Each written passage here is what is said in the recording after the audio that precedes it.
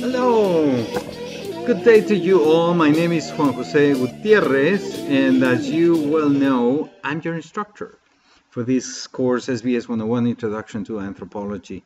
I was reading a book that's quite an interesting piece.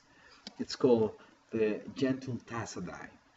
This was a book that was written by John Nantz in the 70s when it was quite fashionable to find lost cultures and then talk about them. This is the time when Napoleon Chagnon is talking about the Yanomamo in the jungle of Venezuela and Brazil, and many other anthropologists, Turnbull and many others, doing research on exotic groups out there. It was such a fashionable thing that Nantz came up with this brilliant idea that was to create a group out of nothing. And look at the book that he wrote with pictures and everything. And it turned out that the Tassadai never existed. The Tassadai were a pure figment of imagination. And the anthropologists actually paid folks from Venezuela, from the Philippines to pose as natives. Because anthropology is a discipline, a scientific discipline. While the book got published, which is in and of itself a rarity, his work was scrutinized and eventually it was deemed to be a hoax and, of course, no longer accepted at all in the discipline. So this is sort of a reminder that what we're studying in anthropology is not just what we make up, but we need to really ground our knowledge and understanding of things in solid evidence, and evidence that is constantly checked and challenged by other members of the discipline. When we talk about human variation, we talk about race. That's the subject matter of Unit 2, Module 4. And race is, I have to tell you, one of the most contentious concepts and issues that anthropologists have ever had to deal with. Race was deeply ingrained in the minds and the vocabulary of most Western scholars in the 19th century, and it was misused as a representation of deep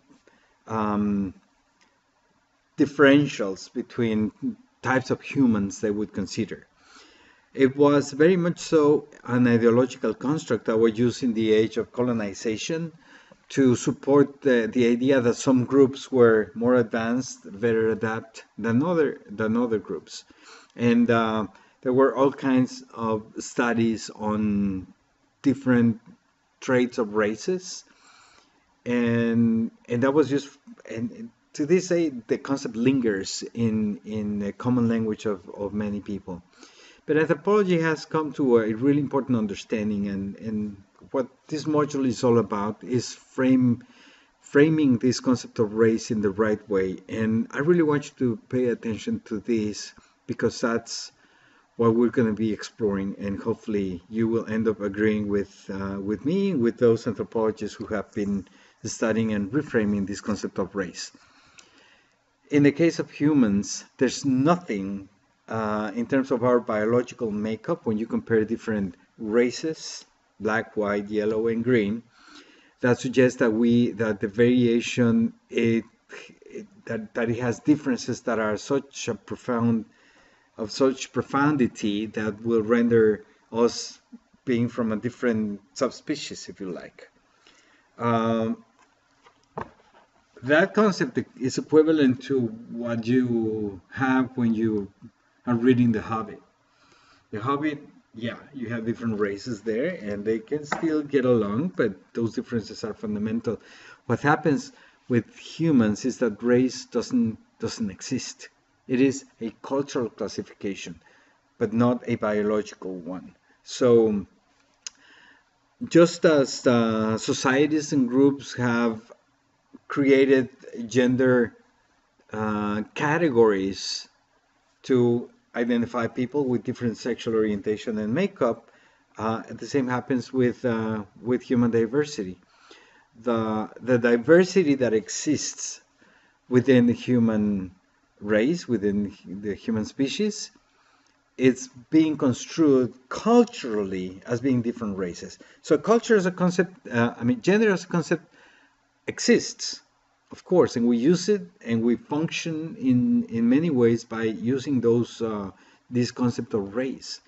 But you have to understand that is a cultural construction, and it is really problematic when we use that construction to signify that some races are superior to other races and to separate instead of unify. So what I would like to do with you in this module is to examine the concept of human variation, to explore the evidence that is out there that shows that we're one in one single species, to make it uncomfortable for you to answer the census question. When you're asked, what is your race? You're going to say, well, I'm human. Because what we're talking about is ethnic and national origin differences and cultural differences, but certainly not biological ones.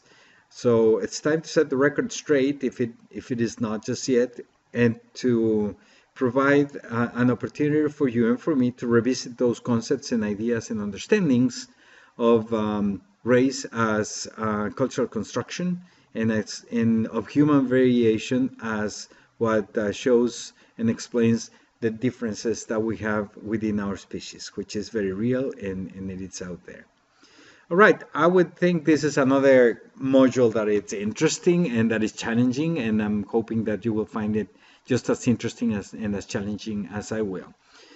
As it is customary in our modules, I'm asking you to take a look at the learning objectives, take a good note of those. I'm hoping you're taking notes, and just take the time to write and think about those learning objectives, as we're going to be using those to assess our work in this module.